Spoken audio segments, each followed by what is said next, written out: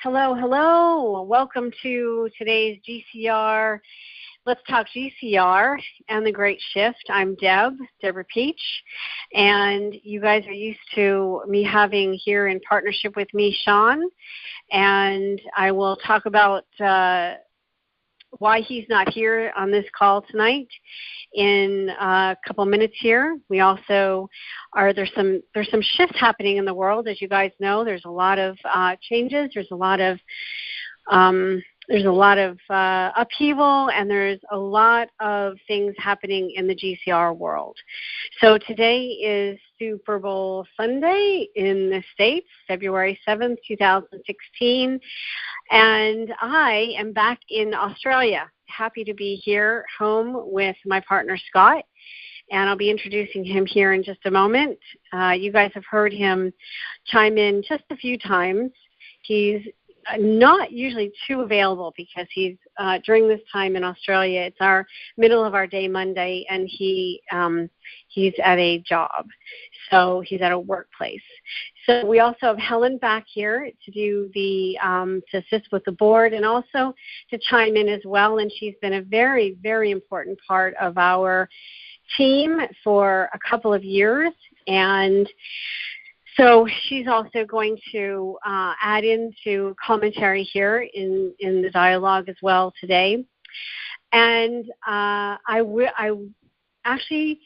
don't even want to say that I'm sad that Sean's not here, because I'm going to say it's for good reasons that he's not here. I'm going to miss him. I know you guys are going to miss him. And we're actually in text communication right now. He just sent me some information regarding the Super Bowl, which I'm going to talk about here in a second. But I just want to say that many of us are in different places in regards to our placement, shall we say, within groups and whatnot in the GCR world. And we are now in a time where we need to be very sensitive to what we talk about at certain people and situations. And so that's why I'm saying it's kind of a bittersweet to not have Sean here with us. He did provide some articles for me to post. He actually referred some articles, and what we did is we ended up posting them over on the website. They're in our community, but they're also over on the website as well. And those articles are pertaining to things like the IMF press release, also Zero Hedge and the end game, and some other different things that are also being talked about. If you'd like to go and read up on those articles, then you can go to wakingupwithdeb.com, and you go to the drop-down menu under ITV shows/calls, and you'll see there's a big menu that drops down there, and there is actually in chronological order, all of our shows, the ones I've done with Sean, the other shows I've done as Wake Up Shift is happening, you can reach all of those there. So and they each have their own page, a post basically. And so if you click on the one for show 10, that's today's show, and you scroll down past the details and information, you'll see a couple of the article links that are posted there. So there's just a few things that I actually am at liberty to say in regards to, because it's actually pretty much out there in Dinar land, but in regards to, let's say, moving forward, is that we do have information that the bank screens are actually showing rates, and they're showing the RV symbol. And so just holding this field right now, because so much of what we're doing and engaged with is really we're transitioning. We're transitioning out of this old paradigm. We're moving into a whole nother timeline.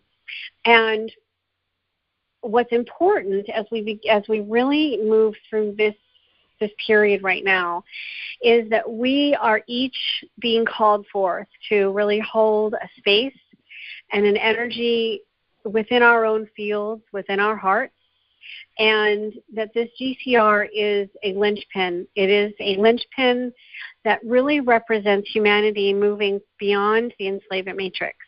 And as you guys have heard us talk about before, that you are, those of us that are in the know are part of the new 1%ers.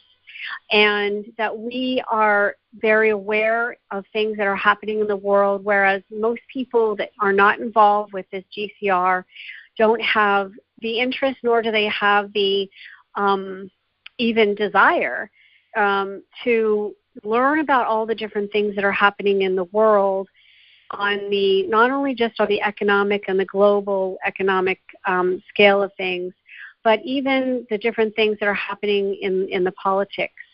There's a lot of things that have been transpiring behind the scenes, and that a lot of it has not been shared. It hasn't been shared honestly. And I can tell you, even from the work that I, with the team here, Scott, Helen, Sean, and others, that what we have been working with energetically, especially the focal point of Reno, we have had to hold most of it at a very high level of integrity and not talk about it, because there has been, many of you, most of you know that there has been a very high level of interference on the physical. Well, there's also been a very high level of interference in the non-physical. And this, I believe, is going to come to light more and more in the coming days, and, well, I should say months in this coming year. And how and why does that play into this conversation and in this dialogue? Well, we each have our own energy field that is our energy field. We also are a part of a macrocosm. So we, as beings of light, are part of our microcosm of light is also part of a macrocosm. And that when there are interference energies, and this is something that I started being taught by my guides about 6 years ago in a very, I would say, discovery learning curve way, it's important for us to understand that when we are not sitting on our throne of our free will, when we are not sitting in our throne of our I am presence, what has occurred is a very deliberate, very effective, designed assault against humanity's awakening. And part of that is this entire financial backdraft. You guys remember the movie Backdraft? There has been a very effective inversion that has been created with this money, and with money flowing on the planet with natural flow. And so what's important for each of us to understand is that this GCR represents a changing of that backdraft, a shifting of the timelines of the money now not being held as a backdraft. And that we each are being called forth to be stewards of this financial abundance, and with the redistribution of wealth in ways that it was not only, level one is ways it was meant to play out in a flow, a natural flow, but then as a second level, ways that it has been deliberately held back. And I'm talking, and Sean and I have actually touched upon this, I'm talking about things like even international, or not even just international, but with the SWIFT code system being interfered with, the banksters and the banking system. The systems that have been set up on the planet have been created and interfered with energetically and physically and non-physically in ways that have affected our daily lives. Now, this interesting thing is that on this day last year, Scott and myself and Helen, who was a very, very, very important part of all this coming together last year, we did, for the Super Bowl, what we got the guidance to do was a counter protocol of light event. And we had a really awesome star-studded panel of about 8 people. And if you go on the YouTube channel, or if you go on either the Waking Up with Deb site and go to that same drop-down of ITV shows and calls, or if you go to the YouTube channel, you can see the show that we did on Super Bowl last year.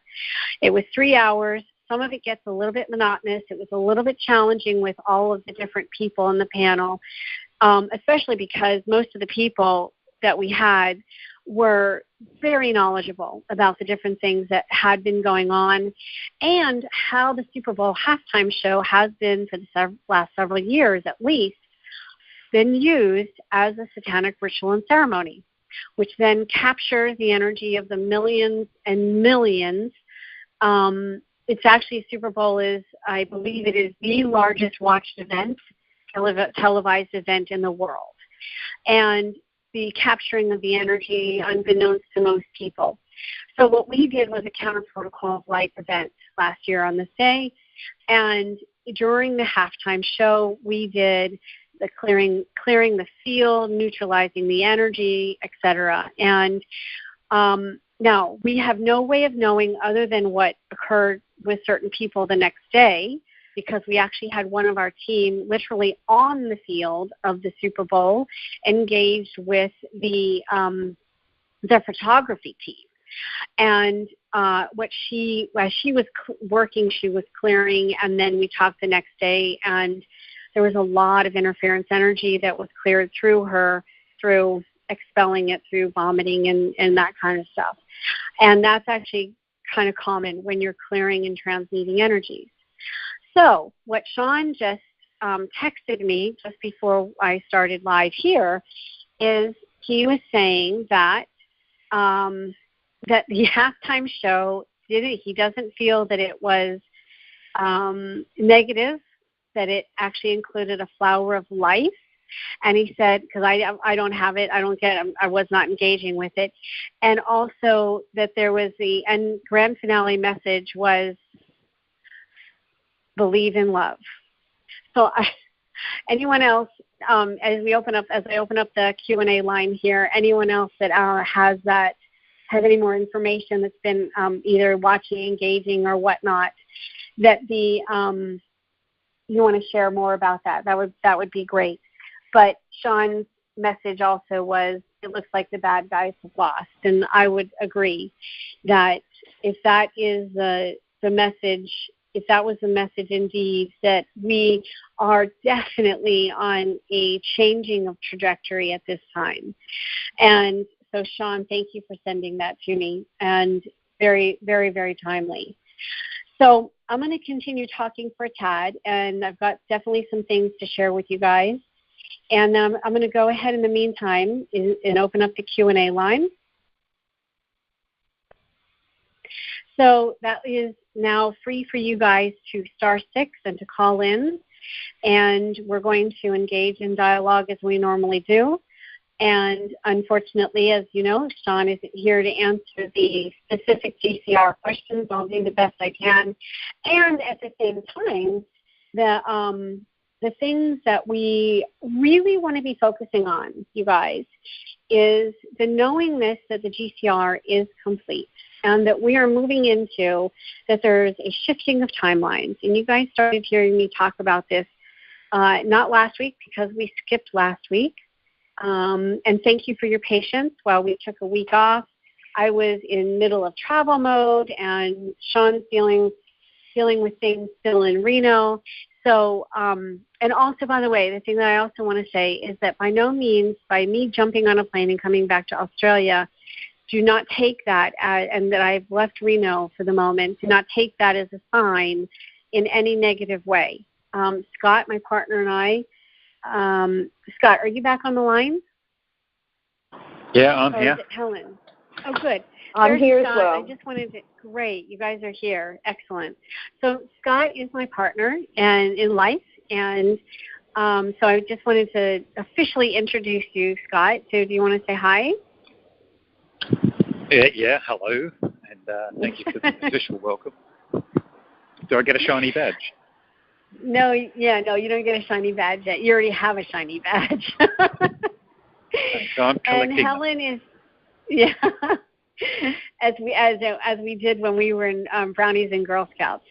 And Helen, you are back with us, and very happy that you are as well. Thank you for being here. You want to say hi? Hi, everybody. I'm really excited again today. I think it's been an amazing series of shows and glad to be here on the inside and the outside. So we're in for a great show. Thanks. Awesome. And I've asked you guys, now you guys met Helen on our last show, and this is what I just started to say, is that we took the week off last week, so thank you for your patience with that. And that in the show prior to that, which was our show 9, that we I talked a lot about the timeline and the track 133, and that, and I want to touch upon that now again here at the beginning of this before we go to the Q&A, which the call for you guys callers, the Q&A is open and you can do your *6. We are in the midst.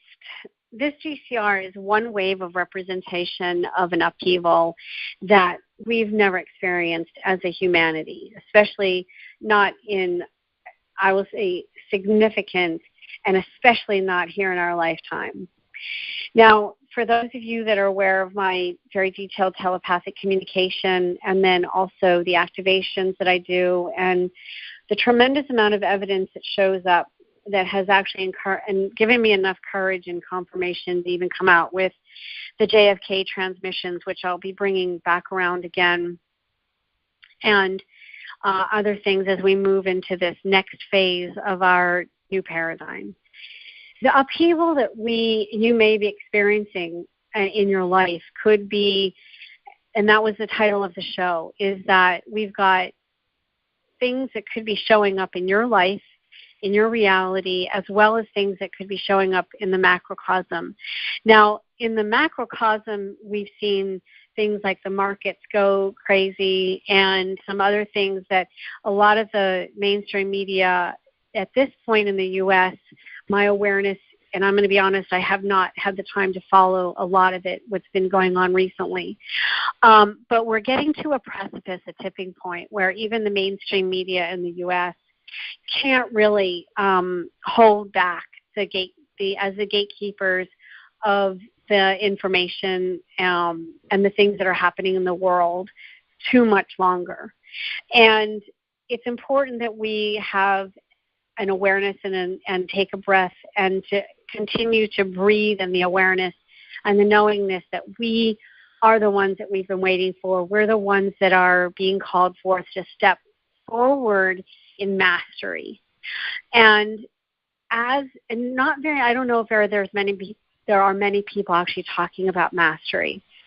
And those of us that are on a spiritual path and really understand the significance of, and I'm speaking to everybody that is here listening in this live and or even on the replay, that as you're engaging with this GCR, that this is it's a spiritual revolution. It's a revolution of the heart. And that it's important that we remain either are able, capable, and remain in check with our own hearts and with the divinity that we each have the ability to be bringing forth moment to moment. And it is my awareness that there's timelines that are shifting right now, and there's a separation of those that are sitting on the fence versus the sitting on the fence is really no longer at this level, shall we say, really no longer going to be, you're no longer going to really be able to sit on the fence. So when we had a show title a couple weeks ago about humanity being at choice point, the choice and the choices are coming in fast and furious. And they may look like challenges with relationships, with family, friends, etc. And everyone is being given opportunity to choose. Are you going to remain in the vibration of love and singularity of light? Or are you going to fall back into a vibration of duality and have an us against them mentality? Now, I want to clarify something, because somebody brought this up to me just recently, like, what is duality? And many people that are and have been walking in this incarnation in the singularity of light don't actually engage with duality. And at the same time, we have experienced a very legitimate, effective game of duality where the controllers of this planet, of this matrix, have created us against them. So our opportunity at this time is to, and here's the thing that I want to impart to you, is that I believe, based on my own experience and based on the information that's been coming in over the last several weeks, months, etc., or more, I should say, not etc., is that we are each being given tests, initiations, opportunities to choose where we are going to either be willing to remain in the vibration of love and the singularity of light, or where are we falling off on the path, and falling back into the duality of us against them. And that goes within every aspect of your life. And that is also where we're no longer going to be able to sit on the fence. And there's very, very specific initiations that are being brought forth for many people at this level, that you're being given choices and opportunities to choose moment to moment. If you're in judgment, if you are projecting your own disdain or your own experience of lack onto other people or other things. So this is really an opportunity for people to be at their own checks and balance. So if you've got blind spots, maybe even be asking for your higher self and your guides to be revealing to you where you may have blind spots. Because once you now attain this wealth and you are brought into alignment with the money and the vibration of the ability to now go and be in the world in a way that you have incarnated here to become a leader, that you are going to, I'm just going to go out on a limb and say, if you haven't already experienced initiations and the tests, you're probably going to be experiencing them immediately once you actually have this money in your bank account or in your hands. And it's going to be a continuous opportunity to identify whether you're aligning in the vibration of mastery or whether you've slipped back into a vibration of duality. So I'm going to leave it at that for the moment, because we are experiencing, and we're going to experience, I do believe, a major upheaval on the planet. And there's going to be a very definitive separation, and I've referred to them as the have and the have-nots. The have now become the ones who have the vibration of love. I am love. I am light. I am gratitude. I am creator. I am aligned with source. I am source. Versus the ones that do not have that ability to align not only with the thinking, but even the vibration. The financial abundance that we have here ready to be the recipients of is no longer going to be aligned with the vibration of greed, manipulation, control, fear, and survival. That was the inversion that was created on 9/11, and also that was also the reality and the timeline that was shifted with JFK's assassination. So as we move into this new trajectory and this new timeline, it's important more than ever for each of us to become vigilantly aware of where we're placing our intention, our attention, and where our vibration is, and every moment to moment how we are aligned within ourselves, as well as how we're aligned with those of us in the world.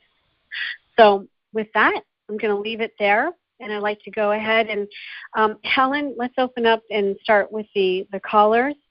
And I also want to say thank you here at the top of the hour to IQD Calls.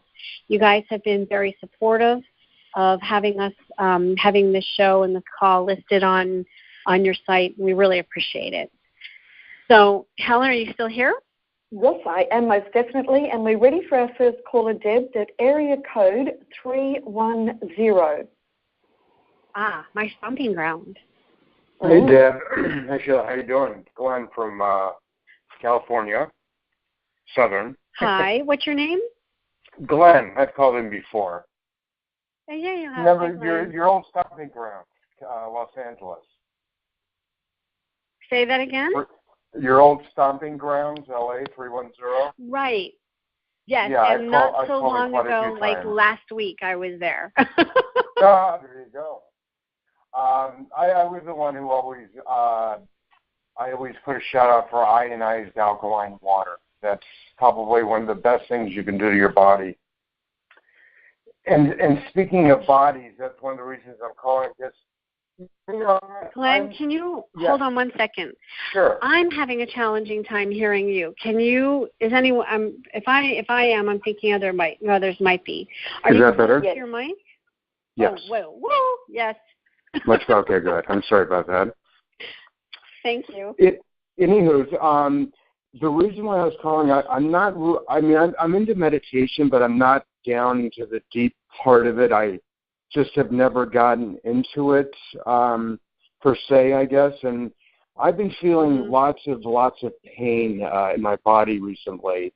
And someone gave me something about meditation and the chakra and stuff. And then I was reading about it, and it talks about a lot of pain you can, I guess, get while you're going through a lot of this openness, I guess, or reality. As they say, I went down remember I told you I went down the rabbit hole a while ago? Well, I looked back, and I was born in '63, which was the water rabbit. Mm-hmm. Interesting. And so I have been getting lots of fluid on my joints lately. Okay. And I'm wondering if that has anything to do with anything, because I went down the rabbit hole, and I really have, I feel like I'm completely right on track with everything going on, and it's like you guys reconfirm everything that I'm feeling and I'm reading and I'm, up upon. Everything just comes at me like a ton of bricks, which is amazing. Mm-hmm. Okay. But I'm just wondering if you have any thought on that. Okay. The first thing that I would address is that you're in LA, and LA is dealing with a very high level of radiation fallout. Well, I'm actually in Oceanside, California.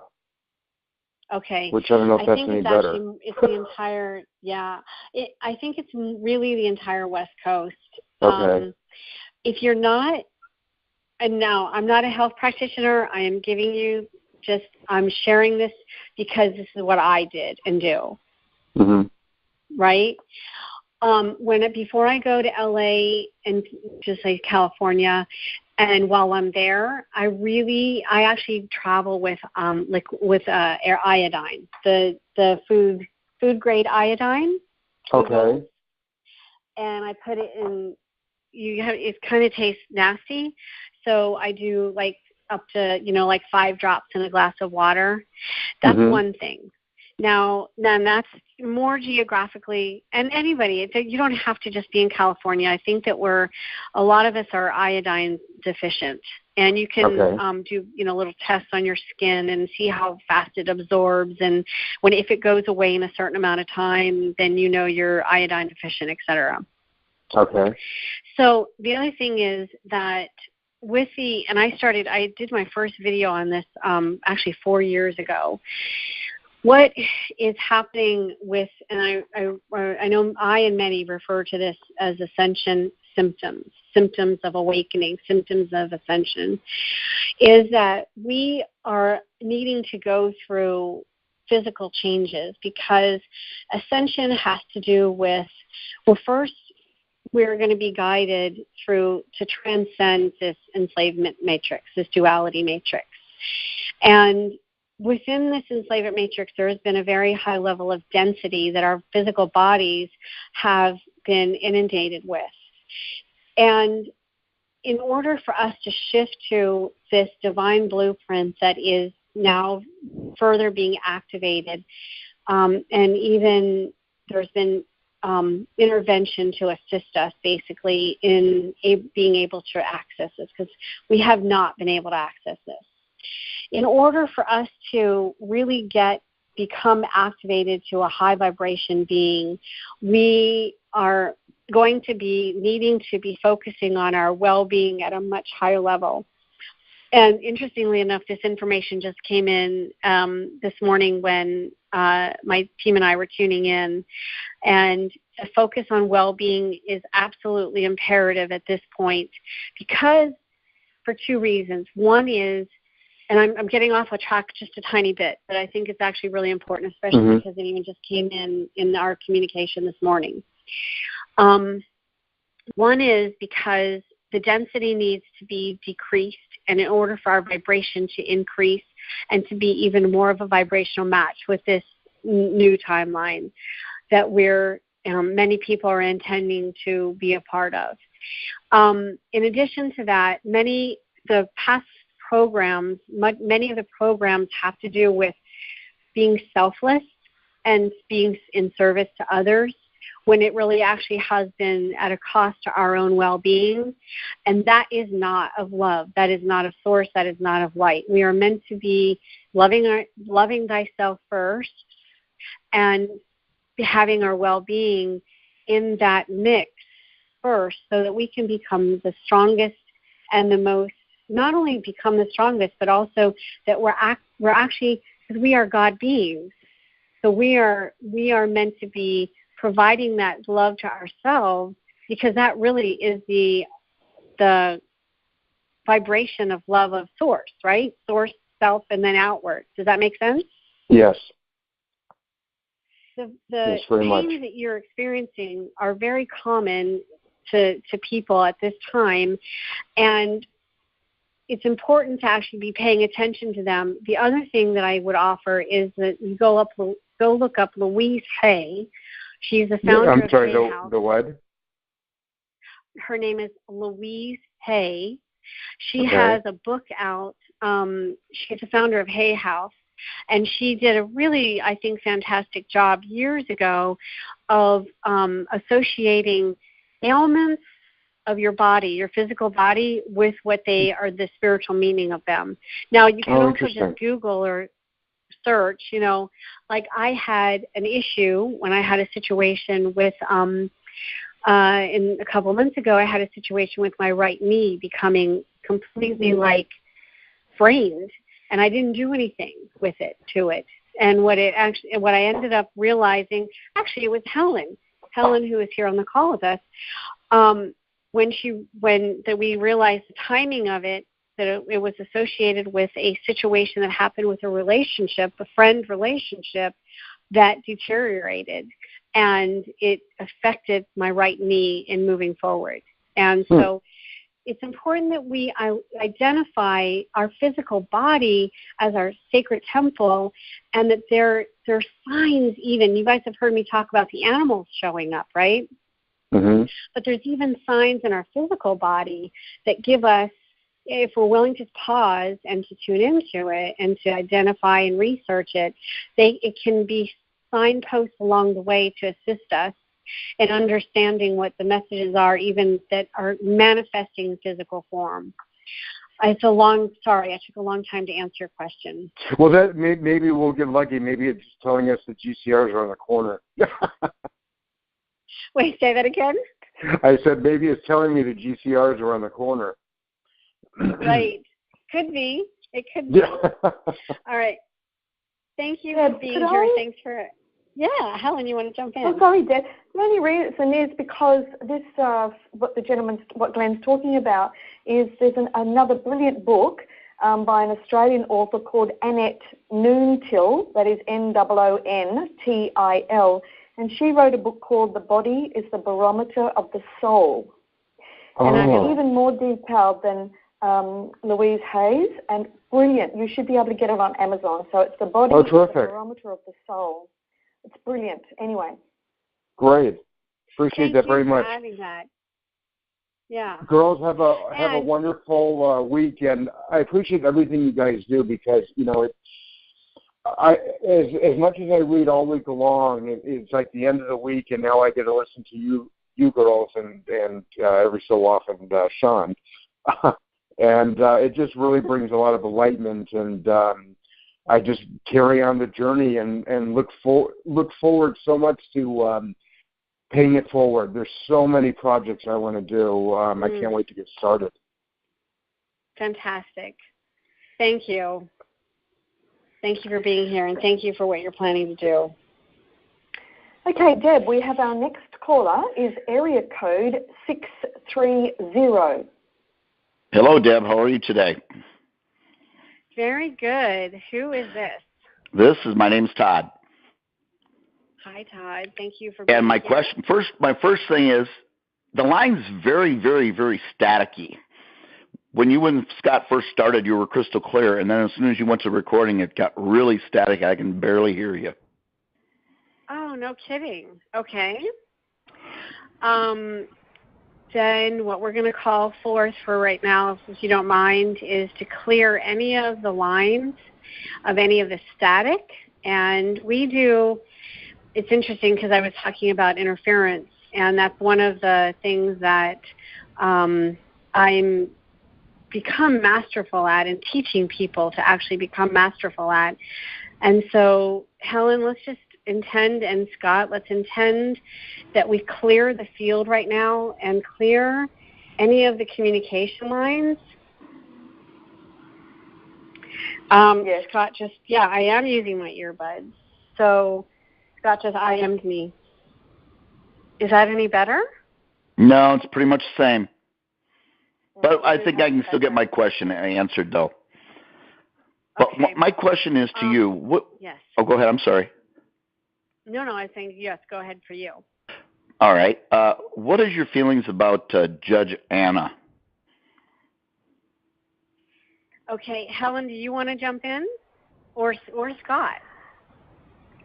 Well, I'll make a couple of comments, and then, or just my own experiences. I've been watching that happen with Anna, Judge Anna, for some time, and the interesting thing is that I've been watching the development between her and Karen Hoody's of the World Bank, and I actually met Karen Hoody's 2 years ago almost, and I had invited her to breakfast. I sat just the three of us, myself and a friend and Karen, and discussed. I asked her some personal questions, but I think that it seems to me that they're coming from two different sides of the fence.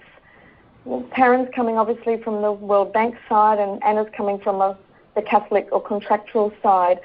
So it's interesting that it's being played out, and I think what Anna's talking about with contracts, and we've had lots of discussions about this, Scott and Deb and I, is that she's, there's a thing about contracts somewhere we're unwittingly been involved in through clandestine or lack of information or transparency, and the others are we have wittingly but not understood the deep conditions. If Scott's available, he's a real master on all of this, but it's interesting watching the cat fight play out on the world stage. Oh, yeah, it is. It's a cat fight, and I'm from what I can tell is we want Anna to do well with this, but I know she said recently that she's got in contact with, I can't remember the General Dunford. It was supposed to originally General Ham, and now it's General Dunford. In fact, what she's actually just done, something I saw this morning, she's written to the lawyers of the people, of the guys, those ranchers in Oregon, and because he's now going to represent them apparently, but she's given him a bit of a heads up on the fact of all the contracts, and that in fact, rather than being citizens of the USA, which is a corporation, we're the only countries that I can find that are not listed on the SEC as companies are the ones that have been bombed so recent in the last 5 years or so. Yeah, like Iceland. She's exactly. No, but the other ones that have been bombed, they're not registered on the SEC. Okay? So Hannah has written to those gentlemen's lawyers and just set him straight a little bit that if he goes down the line that they're citizens of the country, then he's barking up the wrong tree. So that was an interesting read this morning, but I do defer to Scott's experience. Okay, I can jump in here. Oh, you're a lot clearer. While you do that, I'm going to hang up and crawl back in. Okay, I had to relocate there. Sorry. Todd, it's probably a really, really long answer. I like what Judge Anna has written about to a large degree because she's being able to report, dig out, and convey in pretty clear language. I'm losing you, Scott. On. Okay, sorry, I'm Please struggling with traffic around here. Hang on.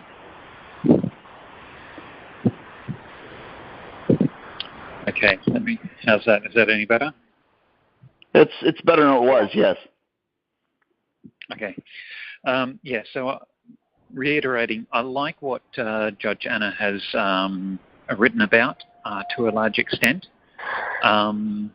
because overall she's basically saying that the whole system of government has been inverted. It's not what we think it is. Similar things going on in banking. The identity that we often relate to, whether it be as a driver, as a taxpayer, as a citizen, or even when you come down to it when they talk about your bank cards, they refer to you as a card holder. All of these things have been co-opted, inverted, and we've been conned to act as these legal entities and effectively have zero rights when we're acting as those entities. And how she's written about that has been really good in terms of conveying that information. I do have certain differences of opinion with her, like Helen mentioned, with regard to contracts, but that's a subject for a much greater and deeper discussion. But overall, I think she's nailed it. In terms of getting the message out, I think it's great. And the unfortunate thing I take from that is that we often have a degree of expectation that when we're dealing with others, that they're going to interact with us in a logical, rational, honest, truthful, straightforward, and reasonable way. And the interesting thing that I think a lot of us could experience or could relay in terms of our experiences is that the bulk of the interactions that we have with these banks and governments are not logical, they're not rational, they're not reasonable. And the unfortunate thing is we keep holding on to that idea that that's how they would interact with us. And it can be really difficult and challenging when we put something to them and say, look, here are the facts, please respond. And they ignore you, they treat you with contempt, or they do something completely illogical and irrational. And so it can be really challenging dealing with those institutions and organisations, despite the fact that you're dealing with them with truth, because they just appear to be operating from a completely, you could almost say a psychopathic kind of mindset. So hopefully that's answered your question on what my thoughts are on Judge Anna. Does that cover that, Todd? It covers it real well. It's pretty much what I came up with. I just wish they would hurry up and move on with what they're doing so we can get back on a clear path. Yeah. I'd like to add to that. Well, first of all, Scott, would you please, because you've been so quiet and silent for the last couple of years, just for the audience here, can you please just give a little bit of background about what you were involved with, actually, when we first met? Okay, sure. I had worked for about 12 years in the world of luxury yachting, and at some point even worked for one of the Rothschild family on one of their luxury yachts. Became very disenchanted with that experience, but through the process of importing a Corvette actually back to Australia, I started discovering all sorts of, from the States, all sorts of, let's call it moving of the goalposts, certain rules for those in government and other rules for the people. And it was these inversions or double standards that started me asking more questions. And I went down the rabbit hole, as I think Glenn mentioned earlier on, to the point where I had even created a documentary called What the FUQ, and the FUQ you can pronounce differently, but it stood for Frequently Unanswered Questions of the Australian Government. Basically, I was putting questions to them with regard to the validity of their lawful standing and authority. In much the same way as Judge Jenner has found, I found the same things that was going on in Australia. It appeared that we had a corporation that had layered itself over the top of government, primarily as a result of governments being sort of basically forced to borrow from private banks instead of printing money through their treasuries. When the governments printed through the treasuries, as I think Lincoln was attempting to do or did, and Kennedy was doing, there resulted in no debt to the people. The people owned the assets that the money was spent on, the infrastructure. Whereas contrast that to today's system where the banks borrow or lend money to the governments. They often call it issuing bonds, but basically you end up with a situation where there's this debt that needs to be repaid to banks. The only way that the governments can recover the monies in order to repay this debt is to charge tax. Because the origin of the money is from the private bankers and that they then charge interest on top of that created money, there's no way that the governments can actually return the principal plus the interest. And so they keep borrowing, the debt gets bigger, and it snowballs out of control to the point where those original governments went bankrupt. And what was installed over the top was a layer of corporations, effectively a bankruptcy trustee or an administrator that sits there and makes all these new laws to try and get more and more money to repay the original loans. And I think what Judge Jenner has been saying is that those loans, and I think Sean said this as well, that money is an odious debt. It's not lawful. And when you consider that the governments originally had the ability to print through their own treasury, whereby that money would belong to the people and the assets that it's spent on, resulted in, or you've got the contrast of a situation where the countries now have been overtaken by these corporations and it's just a debt-based society. So my trip down the rabbit hole resulted in that documentary, and then I started doing talks on it and making other little videos. There's a couple on my website, truth-now.net, called Bankruptcy, which is a play on words of bankers and corruption, and then another one called Con Finance, and they actually talk about some of the money creation principles that are referenced in the IMF papers and Federal Reserve documents, and really kind of highlight how this today's so-called idea of money has come about.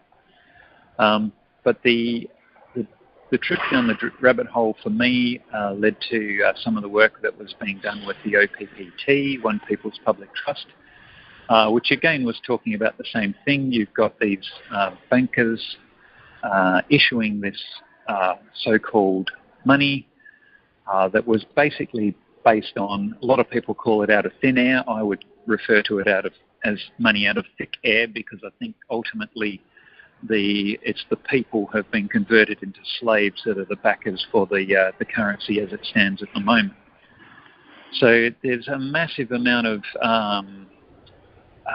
misinformation, deception. You can mention the word money to a lot of people and they'll say, oh, well, money's the root of all evil. And their idea of money is completely different to someone else's. If you look at money as a representation of value, as in the energy and effort that you expend when you go dig potatoes out of the ground or you catch fish, then that money is a token and it represents your value. When you use money as in that context, to say that money is evil is also to say that your energy and effort is also evil. So you might as well give that up and stop doing it, stop producing, and become a leech.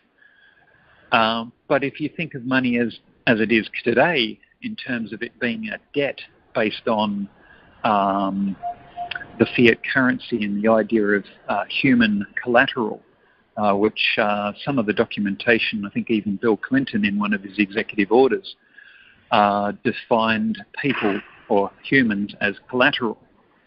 And it's pretty telling when you start seeing definitions pop up in executive orders of humans being treated as collateral. But I think Sean also has spoken about the idea of fiat currency. And if I can add one aspect to that as a differentiator between currency based on assets, if you look at currency that's based on assets, it's effectively stuff that has been either dug out of the ground, whether it be gold or silver or oil, or something that's been produced like an infrastructure, roads, rail, dams, that sort of thing.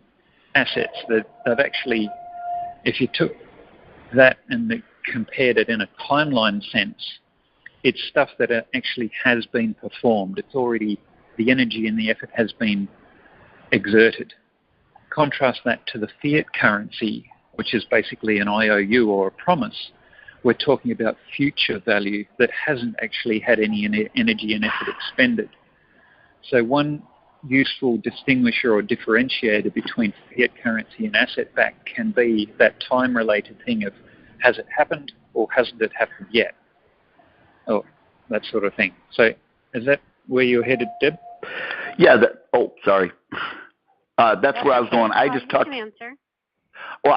to my 32-year-old niece last night, and I was explaining pretty much the exact same thing that Scott was just talking about, and she had no idea how this worked. And I think that's the biggest problem, is that most people do not know how this works, and it needs to get out there. But of course, our media will not put that out there because they're bought and paid for. Exactly. Yeah. Yep. And more people need to know about this to rat out the rats. Well, and not only that, but this whole GCR is the reason that we're even focusing on this is because it is absolutely imperative to align it and bring it into a revealing for in this dimension, because otherwise nothing's going to change. This is the first wave of the fiat system actually being dismantled, and for us to be able to move away from this entire system that you guys have just been talking about. So I just want to also say, for those of you that are missing Sean, we are here holding a space very, very powerfully that we don't need to even we don't need the quote unquote intel that we've been looking for and always wanting over these last several years. We are holding a space very, very powerfully that this GCR and the revaluations of the currencies and everything that goes along with it is done. Now we're moving into the conversation of, okay, now what? And that doesn't mean you can't ask the kind of questions like everything that was just discussed right now.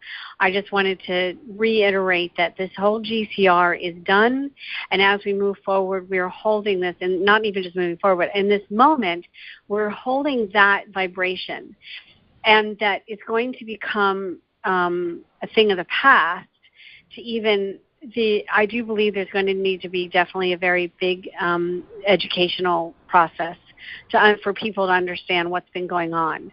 And that's why I refer to you guys and us as 1%ers, because we're so much more in the know than most of the people on the planet at this time. So, Todd, it's like people like you and those of us that are here on this call and that are involved in the replay and that are willing to have the conversations and spread the word and hold this field and taking a stand no holds bars. So thank you. Hey, Deb, can you put those 2 books in the library or something, or put them on the community? Yes, in the community, because like the gentleman before, I've had 20 surgeries in the last 28 years, so my body is falling apart. Oh my gosh! Oh, so yeah. And I have to have new knees here pretty soon, and I've got had to have a new heart valve put in. So wow. I got lots of things. You sound very strong. Well, yeah, I try to be. Yeah, wow. Deb, I'll put that information definitely. up on. I'll do that, Deb. I'd appreciate it. Thank you so much. Fabulous. Love the show. Thank you. Thank you You for bet. being here. Okay. Deb, our next caller, are you ready for our next caller? Yeah. Okay, our next caller is area code 575. Hello? Hi. Hi, how are you? Good. Who's this? Morgan. Hello, Morgan. Hello. Welcome real back. Quick question, nothing complicated. I just wanted to verify,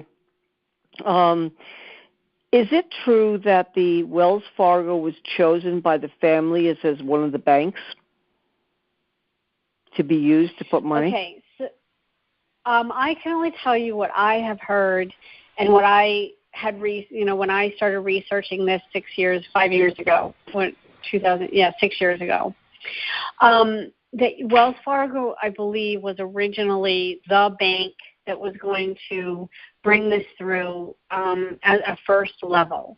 Okay. And at this point, I think there's been so many iterations of everything that's been going on. And not only that, but on an esoteric level, I feel that there's even been timeline shifts where that has shifted so that it's not just Wells Fargo. Oh, not just Wells Fargo, but Wells Fargo is one of the ones. My awareness was back in the day that it was the first one that it was actually only going to be. Yeah. Okay. That's my awareness. Okay. Because I was shying away from it, and someone said to me, "Oh, don't worry about Wells Fargo. They're okay." Because I didn't want to go big bank, but I just wanted to know if that is one of my options. That's all. Oh yeah, I would say definitely. And I don't have to be concerned about that then. I don't think so. Yeah. And you know what? The other thing, too, and this is not just in regards to Morgan and Wells Fargo, I just want to add in here one of the things that Sean and I just talked about a few days ago, and I actually forgot to mention it at the beginning of the show, is this system, which is the Babylon 2 system. And I just wanted to throw that in here because apparently there is not a lot of information out there in regards to this. But what I will tell you on an energetic level is that this system is a kind of our plan B as a workaround from the system that has been infiltrated by, let's say, the bad guys. And that this is part of the reason why all this has been taking so freaking long. Is because the people behind the scene, this is one of those things that I was, talking about, and Sean, and we've mentioned in other shows. There's stuff going on behind the scenes. There's not a lot of information out there. I know from the energy work that we have done over the years that we've had to hold it very close to our chest at a very high level of integrity, and that Babylon 2 is also part of this new timeline. And we are really going to be on a very kind of interesting discovery learning curve to see how all this is going to be playing out. And that's why I think it's really important that we remain in communication through this. We're in the transition. That's the thing, is that we are in the transition. And it's important, and that's why we all started this community and why we're doing these shows at this time to kind of head it off at this point, that we bring this to a tipping point as we're as involved with this tipping point, that we actually stay in communication post GCR and are sharing. I know this is maybe hard for some people to actually grasp or integrate in your beingness, in your cellular beingness. We are going to be called forth to become new leaders as the other leaders that are still steeped in that fear, control, greed, etc. They can't come to the timeline that is being created with this GCR and the money. We're going to be in a very interesting transition. Okay. So I just wanted to put this in there because that was one of the things when Sean and I talked a few days ago. He mentioned about the Babylon 2 system. Okay, because Morgan, I just thought that would be if that's one of the banks I end up at. I will have other places probably closer to me, but I just, they're small. So I didn't know if I figured that might be, if they do offer me some perks or whatever, that I could feel free to be open to that. That was all. My awareness is that as we get our instructions for exchanging at every level, whether it's private group or not, there's going to be new things that are going to be offered and revealed that aren't available right now. Okay. So just hang in there, and I'll know when it happens what my options are. I mean, I want to just park somewhere until I get all the other stuff together about whatever else I want to do, right? Your ducks in a row. Exactly. Okay. Well, thank you. Thank you. Many blessings to you.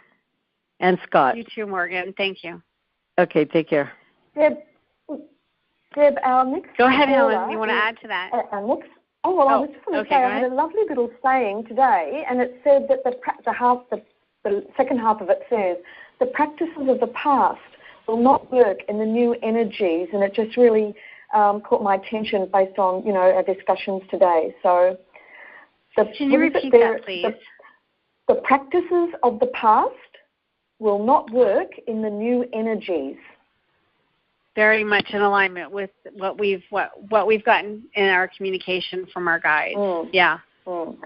Now, our next caller is from Australia, and with the mobile phone ending 171. So that's who's the Aussie on the line? That's it. Hi, Deb. It's Adam down here in Bunbury. Hi, Adam. How you all going? Yeah, it's great show as always. Thanks to Scott for chiming in with some really good information. It's nice to see him sharing a bit more about himself as well, because he's got a lot of good info to share. I was just checking in just to say, getting to everybody to hold the field with the idea of focusing on the self and the spirit and people that are involved with all of this. We seem to get tied up a lot of times into where's the money and where are we going to get the money. We really need to look more into what are we going to do after, because that's where the true energy is going to come through, I feel. Absolutely. And thank you for reiterating that here. And also just acknowledging the divine masculine beings that are showing up and have shown up in this field. And that you guys, because as far as the spiritual end of things, I think that I could speak for most of the females, the female gender that is on the spiritual path, that it is really awesome to have you dudes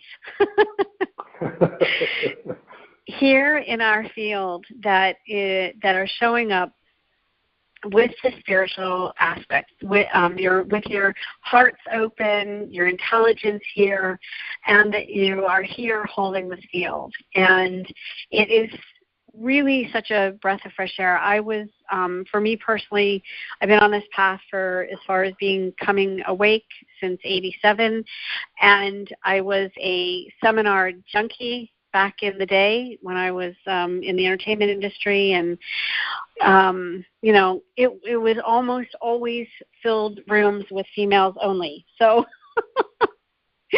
it's really awesome. And Adam, do you want to share anything more of a personal note in any way about any experiences you've had of your own timeline shifting or anything like that? It's still a work in progress from what I'm feeling, but I can say we did a session end of last week, and the energies that were brought forth then and have been shedding and moving through this weekend to date now, a lot more higher vibration and a lot more powerful feeling. It gives me a sense of feeling the understanding of the truth behind what we're doing and where we're going. So I'm sharing the energy as I go, as I do my travels around the place. Again, it is still a journey. I think we've got a lot of things coming up in front of us that none of us can really be prepared for until they make themselves visible, because a lot of the changes are going to be outside of our sphere of understanding, if you like, at the moment, because we're still transitioning out of that 3D world. So totally I'm excited agree. about where it's all going. Yeah, I'm excited. I can see where you, thanks to the divine feminine side for holding the path, if you like, for so long, because a lot of the males have been so caught up into the hustle bustle of what we thought was the real world and what's been put forward to us as the real world, and now being awakened to the fact there is more to it. So maybe that's that the female's a little more intuitive and sort of picked it up a bit earlier, but I think the blokes are starting to pick the game up now. Absolutely. And it's interesting, too, because the duality that is really going to be revealed once let's say the bad guys are further and more removed from this reality, and that really has been what I believe has created much of the duality of what we've experienced, and that it is really going to be an opportunity for each of us to further engage with that divine feminine, that divine masculine within each of us, and honoring ourselves with that full balance. And you're reminding me, too, to share something here at this point, is that we are having, within this shift of the timelines, and as I said before, we're in the transition. And as Adam is saying, is there's things that are not revealed and won't be revealed until you as an individual are able to hold a certain vibration or certain vibrations of your own loving thyself and well-being. And what I have discovered through this journey of activations and telepathic communication and even activating my higher self to descend further into this physical body, which is a lot of what our journey is it's an as above, so below experience of us ascending, and as well as our higher self being able to descend as a vibrational match.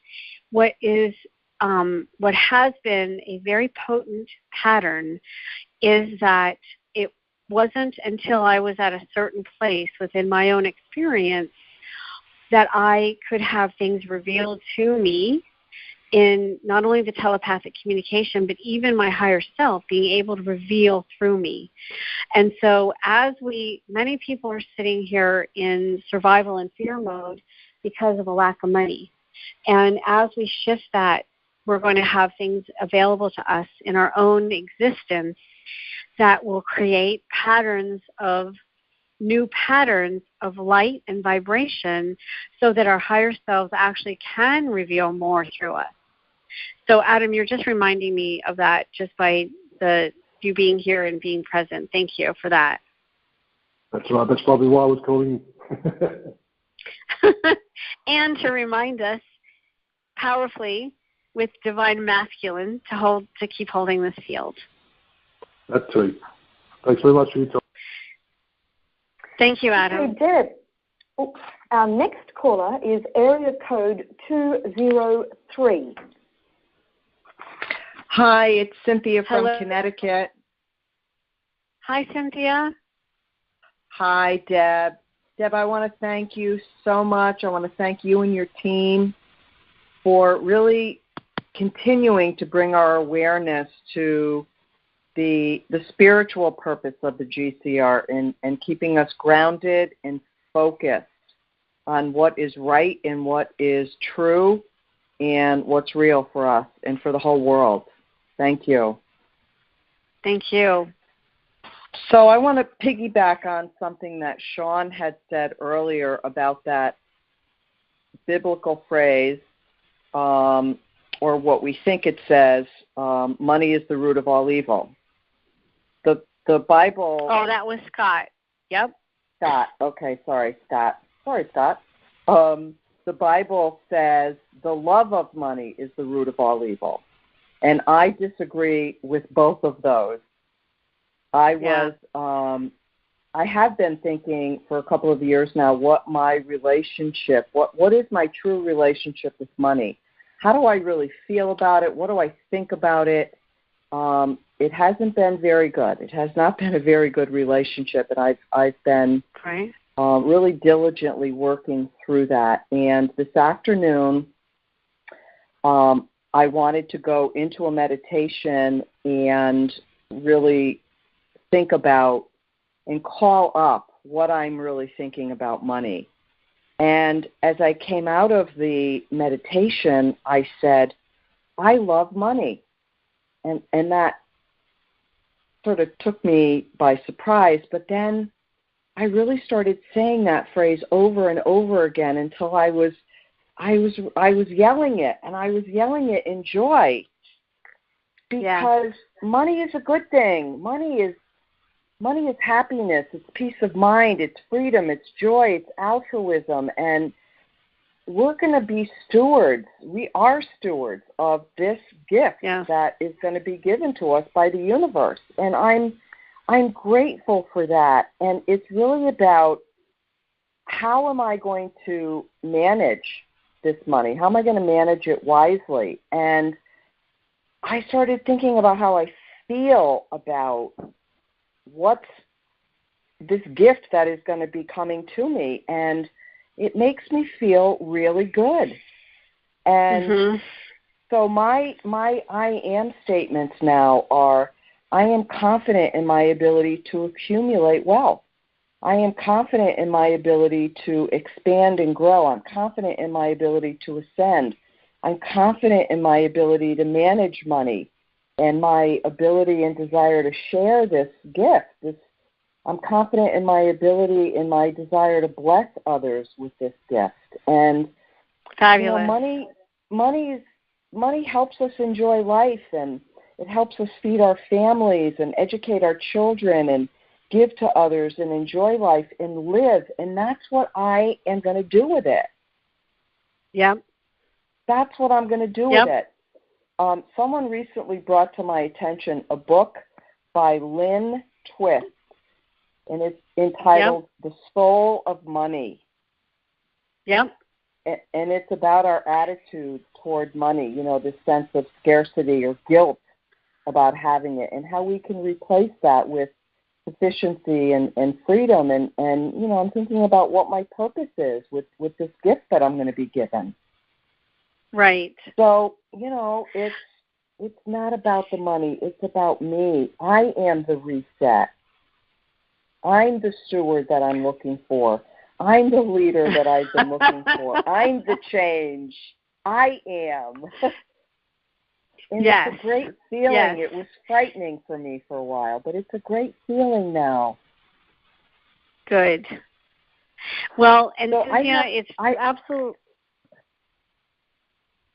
Oops, go ahead. No, please finish what you were saying. Well, it's absolutely imperative that we take that on board. Because there has been such a lack of money, for the most part, I'm going to say, not having a natural flow, it has become a love-hate relationship for most people. And also, it's an instrument. It could easily be food or beads that we were trading and utilizing. And so there's two things. There's money that is the instrument that has been programmed with all sorts of inversions and shit. And then there's also the revaluation. And I started talking about this when I did some shows back in October, I think it was, saying and sharing that this revaluation, it has to do with our revaluation as heart of gold beings. Well, as we align with our heart of gold, which the gold, there is no accident that the gold is the one precious metal that has been given so much value. There's no accident that the royalty, that are self-appointed royalty, whatever you want to call them, have wear crowns of gold around their crown chakras. Think about this for a second. We have been duped into not understanding so much of what is meant as spiritual beings for us to be aware of. And those pieces of information are going to start coming back into what will eventually become the mainstream of this new timeline. And that as we reevaluate ourselves, it's not the valuation, it's not the value of what we have in the bank account and that we value ourselves as, and we're probably going to even be wealthier than we've ever been in our lives. It's going to be the valuation of our heart of gold. And that is where we're moving to in this new timeline. The transition is to throw away all the programs to transmute at the origin all this stuff that held either you as an individual or us as a macrocosm in this very depleted downward spiral vibration, that money is what we need to have out there as, you know, like having the house, having the cars, having the toys, etc., to show the value of who we are as beings in the world. So we have an opportunity through this revaluation of revaluing our own self-worth aligned with our heart of gold, our beingness, still having millions, if not more, in our bank accounts and under our mattresses, wherever we're holding it. Chuckle, chuckle. But aligning with us, aligning ourselves with the valuation of who we are as God beings of light, and through the vibration of the I Am presence.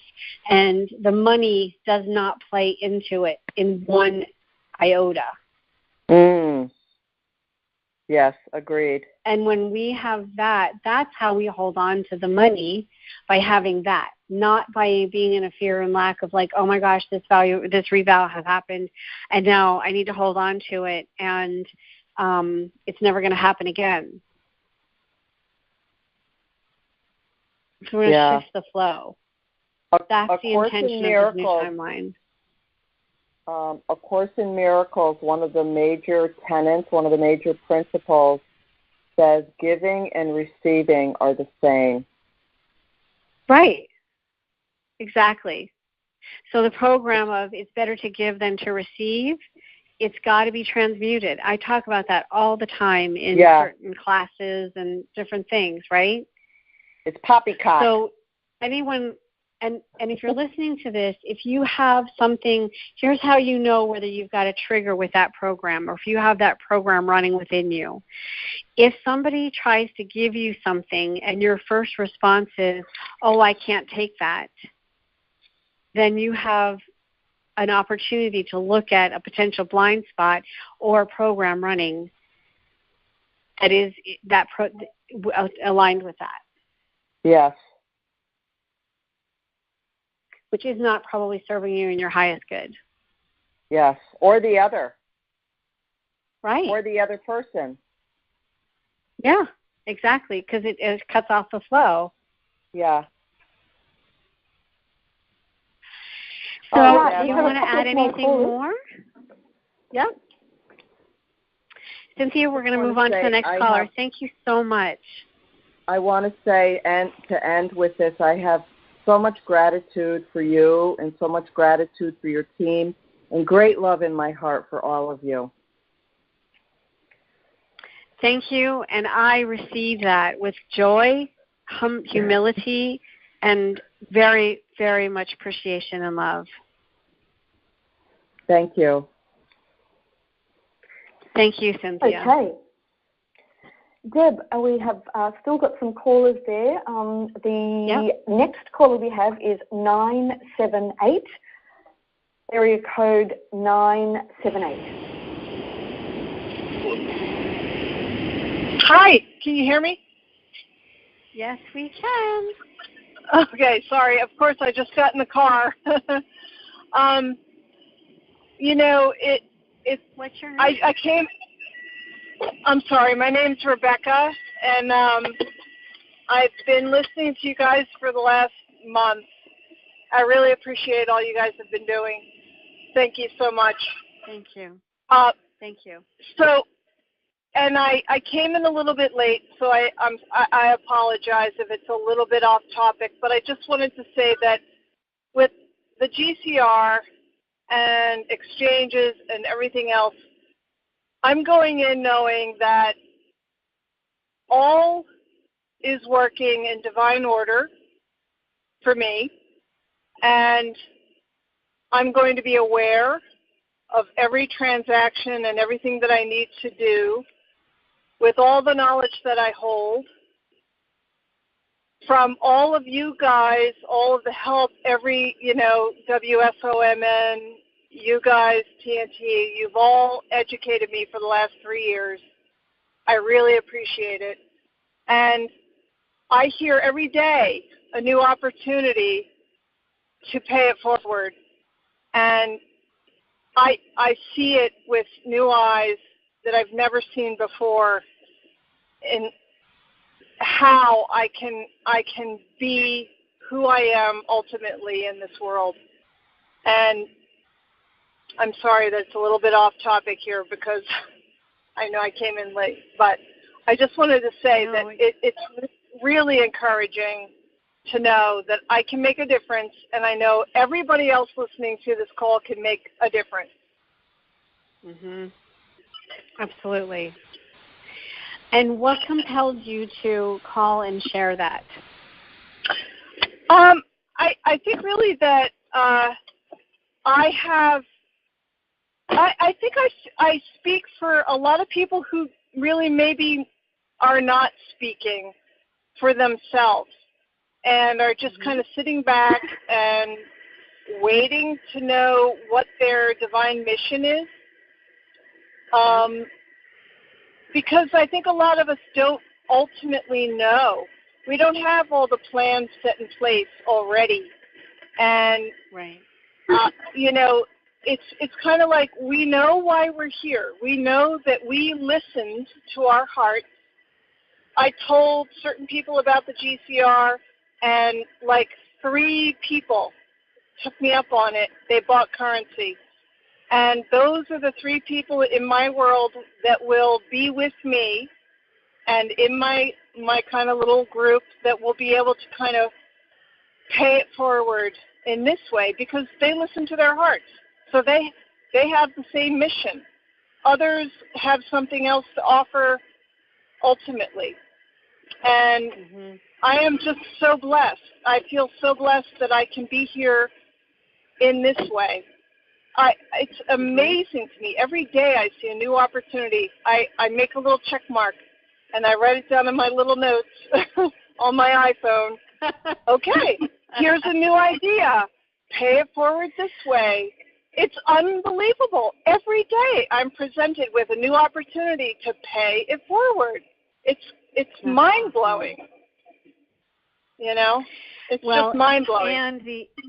Absolutely. And the other aspect, and the reason I even asked you what compelled you to call, because I know you're sharing, and I feel you're sharing, and I feel your heart gushing, and I acknowledge that. And the other thing that, and you were saying that you represent a lot of people who aren't speaking, I have a sense that we have been experiencing a very downward spiral suspended animation that has many people have lacked hope. And what this GCR also has and it's been an emotional roller coaster for those of us that have been on it for any period of time, right? It's been really, it's sucked, right? Yeah. And I haven't even paid my rent this month, you know? Oh, God. Yes.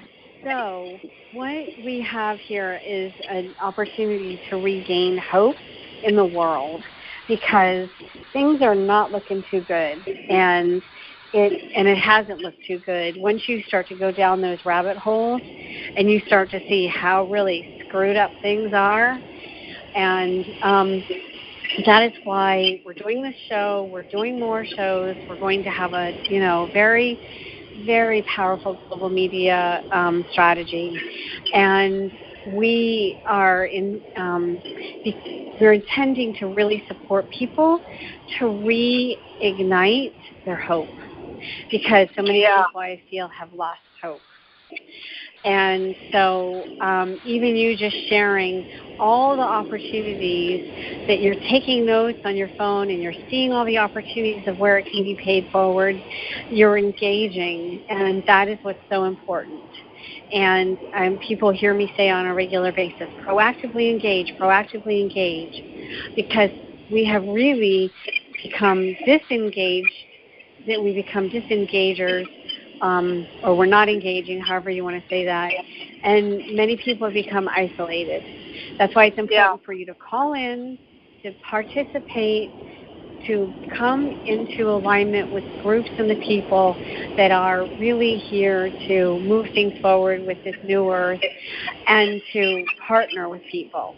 Get a buddy, get somebody that you can communicate with on a regular basis. That's a very big intention of why we're doing this call and this show as well. So thank you.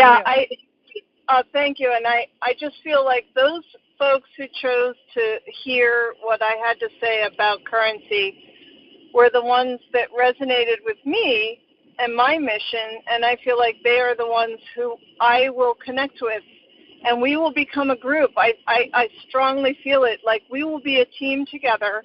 We will be looking at all the possible investment ideas, just like how to do things in a smart way. And, I just feel like I found a little family, and we will, let those ripple effects kind of flow out, and we'll touch really, possibly millions of people, thousands anyway, because of what I know these people are capable of doing. Yep, absolutely.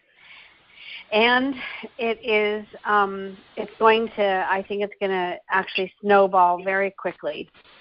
Exactly. We're going to be in a whole different vibration.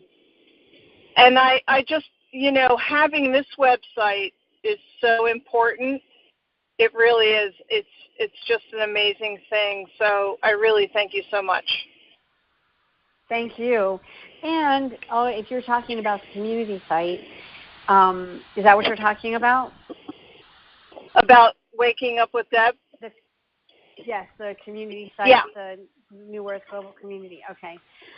And the daily kind of meditations are like connecting on the website. Yes. Yes. And I want to acknowledge you guys, because it's you guys are the reason, by engaging the people that, and if you aren't aware, we pause membership for the moment, because we've got a whole integrity and confidentiality agreement that we're working on. But if you are not aware of what Rebecca's talking about, this is, if you go to wakingupwithdeb.com and you go to the community button, in the near future we'll reopen up the membership, etc. But it's important. The only way we can build this new earth reality is for us to engage. And that is why this microcosm of this community site is so important, especially for those of you that aren't used to engaging and have been more isolated. It's creating a foundation for people to actually, for you guys to engage, get to know each other, and then we, go from there. So thank you for bringing that up. I had forgotten to mention that at the beginning as well. No, thank you for providing the space to be able to do it. I really appreciate it, and I know many other people are, and they will get on it, I'm sure, pretty soon. Yes. Thank you so much, Rebecca, and drive safely. Thank you. Bye-bye. Okay. Bye. Yeah. We've still got a couple of more callers waiting. We do have one that's anonymous, and I can't call them in simply because we don't have any reference for them. So hopefully next call they can give a reference, their area code or something. But we do have another caller. What would you like to do? Hold on one sec. I think because that one's up on the queue, it might be that it's a voice caller. Oh, okay. So here's what we're going to do. Let's, okay, you've already identified 978? 978 has just finished. Oh, okay, great. I wasn't paying attention to that. Okay, so what we're going to do is open up the phone line. You're showing up on our board as anonymous. And if you've called in and you Hello, can you hear me? Yeah, we can hear you. Oh, great. How are you going? Good. What's your name? Stephen. Stephen. Where are you calling from? I'm in Sydney. Ah, you're in Sydney. I'm in Sydney. Oh, great. Whereabouts? in the city or? Oh, we have an amazing place overlooking the Opera House and the bridge. Oh, probably around the rocks. Yeah, but on the other side. On the other side, great. Yeah. Where are you? Two very quick questions. I just want to know, I'm just a bit confused. Even a lot of people say that. They say it's showing on the screens, the dinar or the zim or the dong is X amount of dollars or cents. What's the screen and who can access screens? Okay. The screens that I even referenced that I have been told about are the bank screens. Bank screens. Oh, can anyone go to the local bank? I mean, probably in America it's different to Australia. So I'm just thinking, who can access these screens? Okay. So my awareness is that there are different levels of access to screens, just as there's different levels of access to your private information that the teller versus your private banker would be able to access. There's different, and I believe they're actually even referred to like the gray screen, colored screen, different screens. Okay. And that this is at a level where most people don't even have access to. Now, I don't think this is at the teller level. And if somebody actually has information on that, whether it is at the teller level, then please call in right now. You can *6 and just call in. But basically, I hope that answers your question. They're talking about bank screens. So it's in other words, only exclusive people can have access to these bank screens. Right. Yep. Fair enough. So when they say... Yeah, go on. No, you go. So when it shows, say, the dinar, say $3, that's what they're floating around, the idea of around $3. So does it mean that eventually it will be $3? Is that what it means? Okay, so we're talking U.S. dollars. So that would be the conversion. That would be the exchange. Okay. Right? So does that answer your question? It's the exchange of the U.S. or if we probably aren't going to be calling it USD, but the TRN. That's right. USN. Yeah. Right? That's right. But yes, that is the that would be the exchange rate. Okay. And the last question is, so I know you've got probably tons of people on your call. With the ZIM, now, is that a fair income currency, or is it just fluff, or is it 100%? Okay, what was the first thing you said? Is it what kind of income? No, you know the ZIM? Yes. You know the currency, Zimbabwe. Is it like fair income, or? Okay, when you say, did you say Fed income? No, like the gentleman is saying about the ZIM, the Zimbabwean dollar. He's wanting to know if it's, the real deal or not. Okay. Yes, so, that's what I meant. Like, is it real, or is it fairyland, or is it Disneyland stuff? Oh, I see. Sorry. Or is it fair income means, is it true? Oh, okay. Sorry, I wasn't there to give you the translation there, Deb. Oh, Scott, help me, mate. Help me. I need your help, bud. I know you, Ozzy. Yeah, mate. Okay, yeah. So we have to stick together, I think Stephen Scott. covered that. Stephen, what I'd suggest is probably the best thing is jump into the community and look at the Q&A section with Sean's backwards and forwards. All right. There's also plenty of other websites like Dino Detectives, IQD calls, a plethora of information about correct. All of that. Fair but enough. What we can tell you is that their currency was taken out of circulation, just like the dinar. And that what will be happening is that their currency will be reinstated, and there will become a valuation to it. So, in other words, it will be a true currency down the track.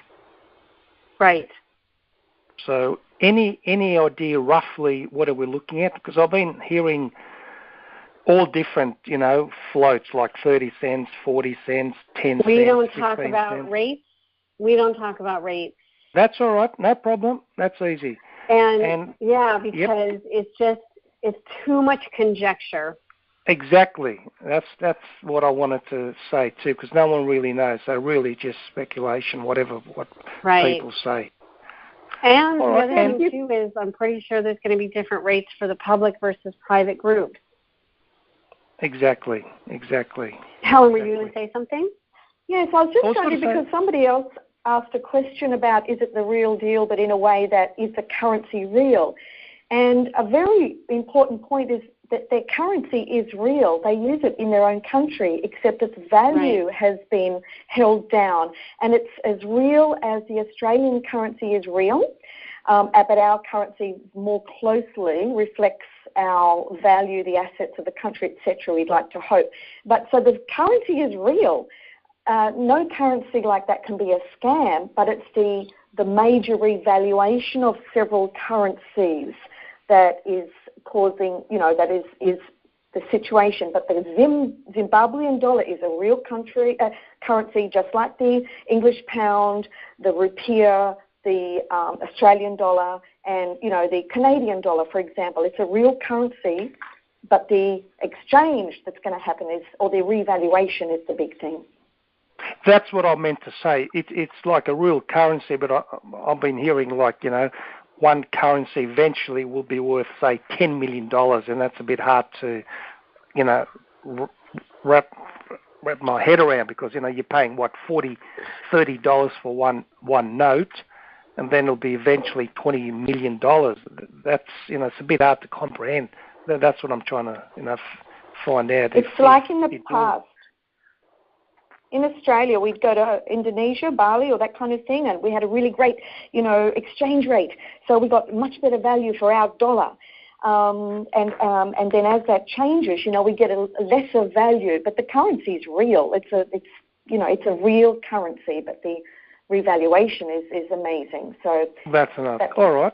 The end of that. Well, that's all from me. Look, I appreciate. And Scott, just a quick question. Have you got an email address we can send? Because you live in Melbourne, don't you, or Sydney? Sydney. Oh, you're right. I live in Okay. Sydney. Is there any chance? If not, just be honest, and it's okay. Like we can chat or email because seeing you live in Sydney, because it's hard to find anyone regarding currency, like dinar or dong or whatever to talk to. It's all in America. Yeah, well, my forte is definitely more of the banks and government research. But if you hop on over to my website, truth-now.net, what is there should be a way to... What's it Truth-now.net. .net. Yep. And there should be a way to reach me there. Great. All right, that's it. I won't hold you up because I know you're busy. Got heaps of callers. So great from me, and I'll see you later. Cheers. Thank you so much for calling in. No worries. See you, mate. Bye-bye. Now, Deb, our next caller is Robin. We don't have an area code, but the name of Robin.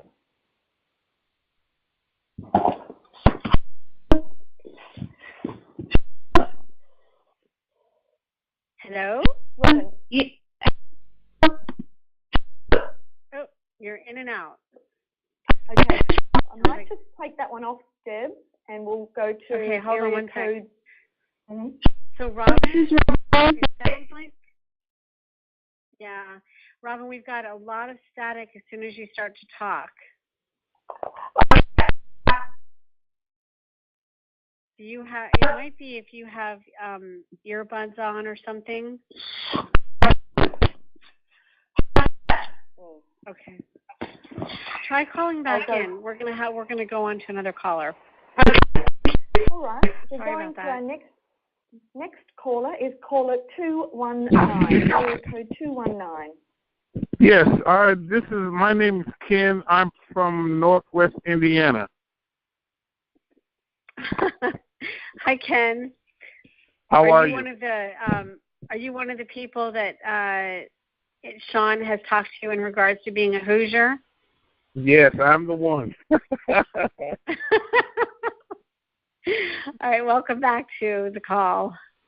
Thank you for accepting my call. My question is, okay, as far as this humanitarian project goes, let's say if I want to, at random, pay a friend of mine's mortgage, how do we go by doing? Do we go through through a wealth manager, or do we set up a foundation?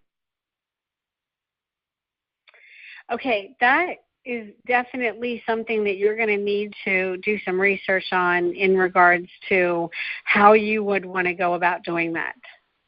And my first suggestion is that you don't go through a wealth manager to make that determination, that you do some research in regards to trusts, and that you get some professional advice from somebody that understands what really is playing out here with all of the global reset, et cetera, or at the very least can assist you with some legal advice in regards to trust and entities and things like that. Okay, so because I know they had mentioned, like, let's say if you wanted to give somebody, there's a limit to how much you can give per year. I think it's like $14,000 a year without being taxed. See, and here's the other thing.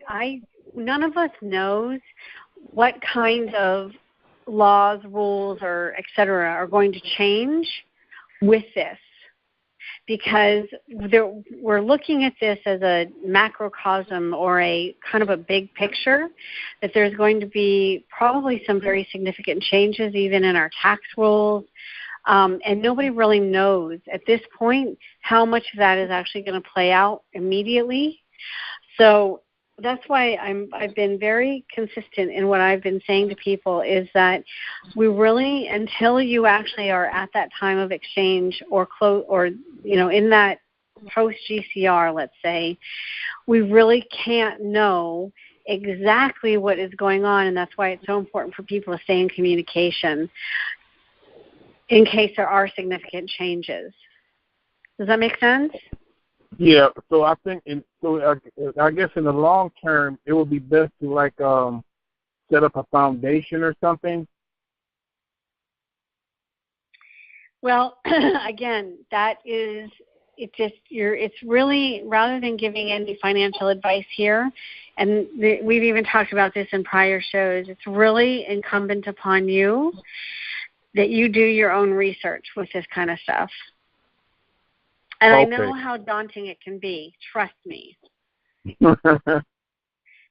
And I won't be, don't be surprised, too, if different seminars show up post-GCR that are there to provide people with opportunities of collective research and guidance with this kind of stuff as well.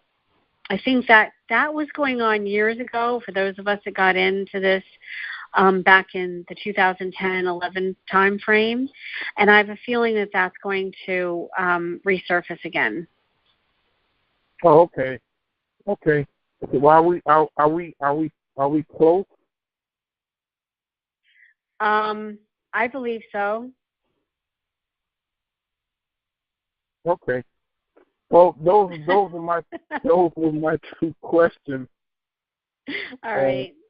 I thank you guys for taking my call, and I'm really sorry that the Carolina Panthers lost. I don't know if you guys are fans. Well, thank you for being here. All right. Thanks for taking my call. All right. Lots of love. Bye-bye. Bye. Okay, Helen, we are approaching the 2-hour point. So let's just do 2 more calls. And you choose, but we'll just do 2 more.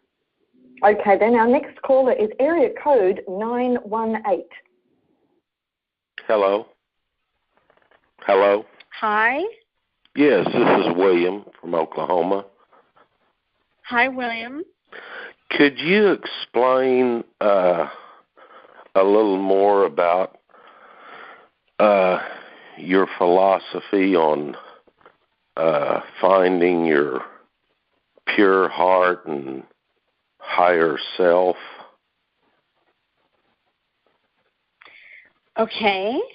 So are you referencing what I was talking about before with the heart of gold and the higher self and the descension, ascension, etc.?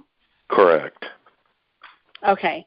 Well, to be quick about it, for the sake of time, basically what I have been working with, what I have been guided to engage with, both for myself as well as for the clients and students that I work with, is that there is you as a physical being are in one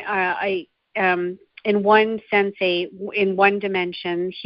In this dimension, your higher self is in a higher vibration, in a dimension that is, the intention is that the higher aspect of yourself is to descend through the gateway of your heart into this physical vessel, this physical representation of you as a spiritual being.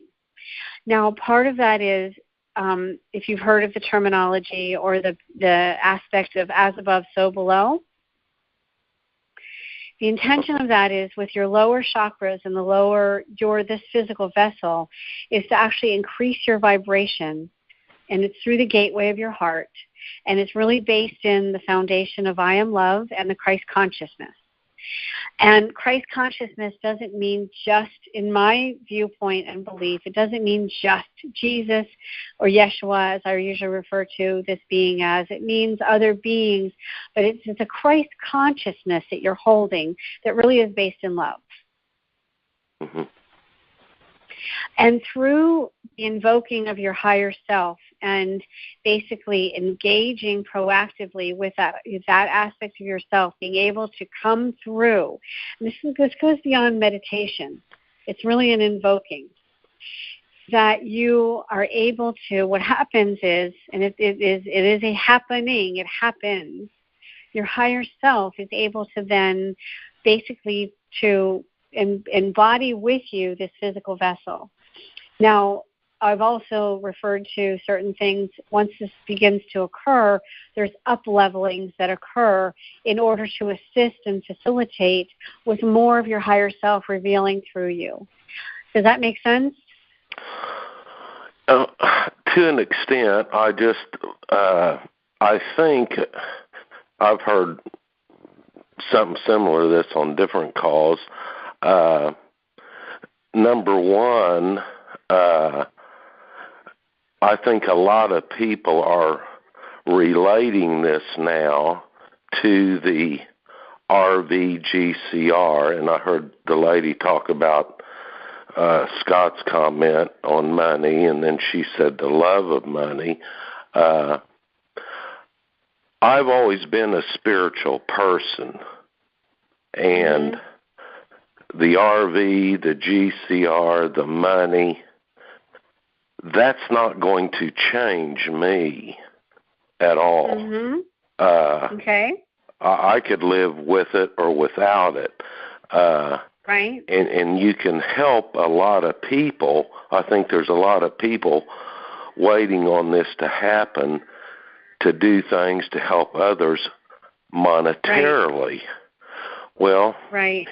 You can help a lot of people without money. If you see someone that's distraught, give them a smile, open a door. Your neighbor needs some help, an elderly neighbor. Cut their grass for them. Those are the things I hope people don't get away. And if they're waiting on this blessing to help them get to that higher dimension and that spirituality, I'm afraid they're going to be disappointed if they're not there already. Right. Well, I have a feeling I think it's twofold, and not to spend too much time on this, but I have a feeling that it's twofold. It has been so challenging for so many people that have not had the financial resources that it will shift their own vibration and even their heart as they become more abundant. That the beingness is already there for that person, and the money really just makes things easier and gives them more tools to engage with things at a larger scale. Well, that I agree with, and I've always been one that when this happens, when we get this blessing, New Republic or not, he has given us this tool of money, and we are the New Republic. We are.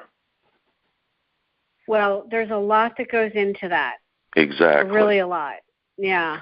So, and that could be a much longer conversation. And for the sake of time, I'm going to I think we just need We've covered it. Hold it at that, and we can have further conversation about that in other shows for sure. Okay. Thank you for taking my call. Absolutely appreciate you, William, for bringing that up. Thank you so much. Bye-bye. Okay. And I'm just I know.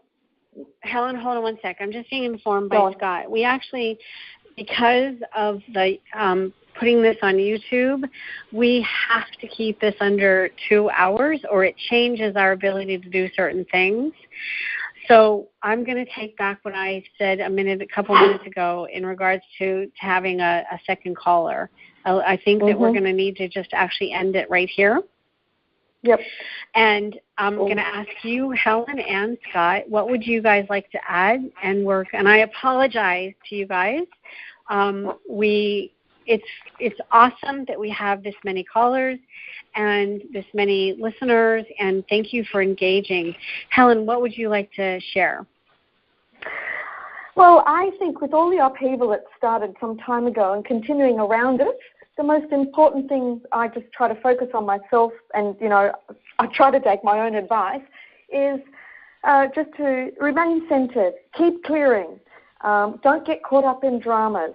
If somebody's telling you something, say, oh, isn't that interesting, and take it as truth, but then go and verify it for yourself. And that way we can always be very, very sure that we are on a straight path and not being distracted. That's something that I've found can really, put a spanner in the works, is the distraction. So, and I've just been really proud to be a part of it and looking forward to the next show. So thanks, Deb.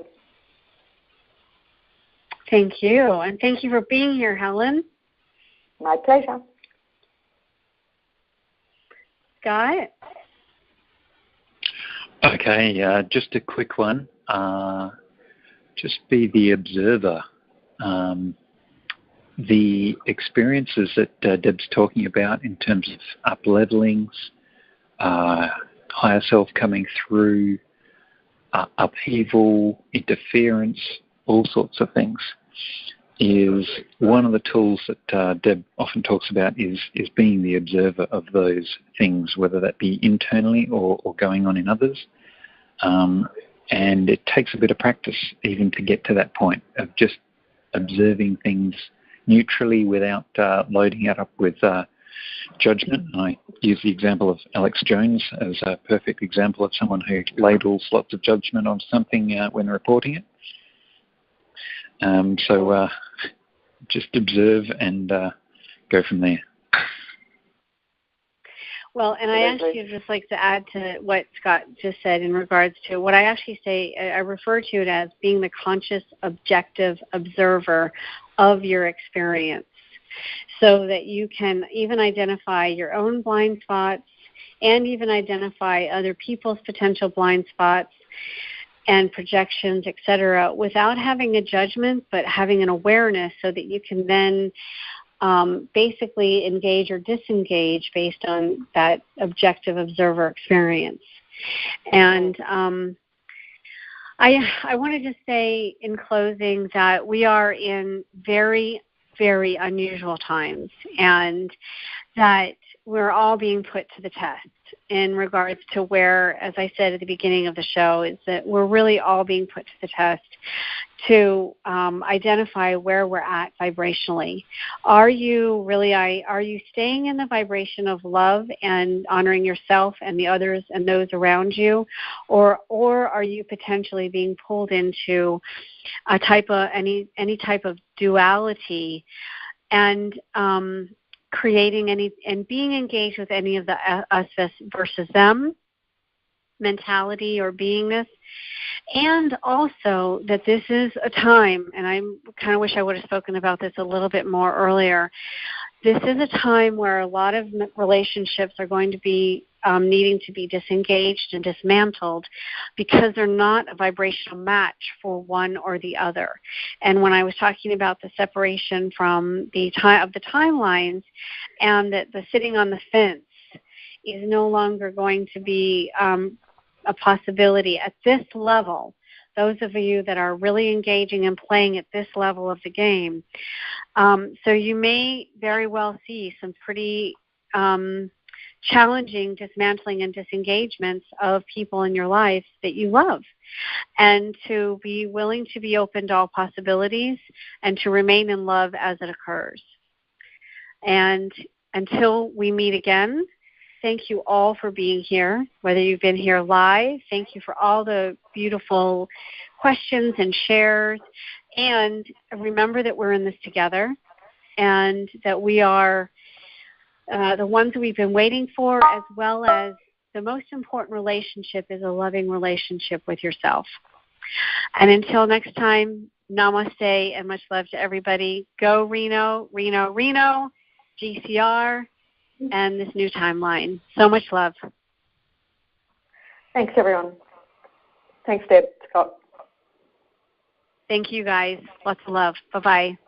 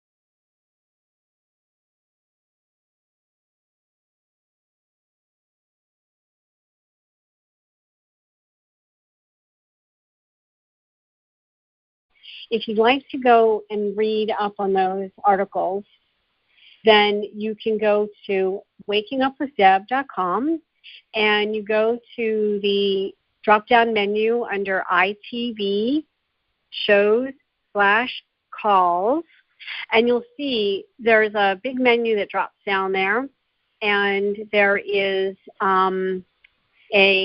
actually in chronological order, all of our shows, the ones I've done with Sean, the other shows I've done as Wake Up Shift is happening. You can reach all of those there. So and they each have their own page, a post, basically.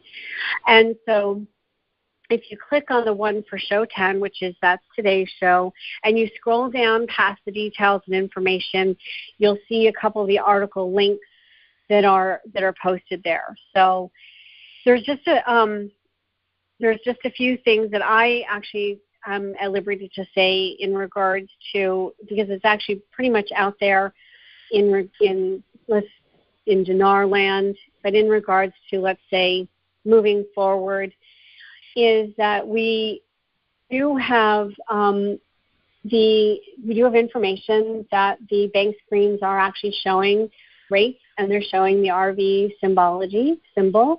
And so just holding this field right now, because so much of what we're doing and engaged with is really we're transitioning. We're transitioning out of this old paradigm. We're moving into a whole nother timeline. And what's important as we really move through this period right now is that we are each being called forth to really hold a space and an energy within our own fields, within our hearts, and that this GCR is a linchpin. It is a linchpin that really represents humanity moving beyond the enslavement matrix. And as you guys have heard us talk about before, that you are, those of us that are in the know are part of the new 1%ers.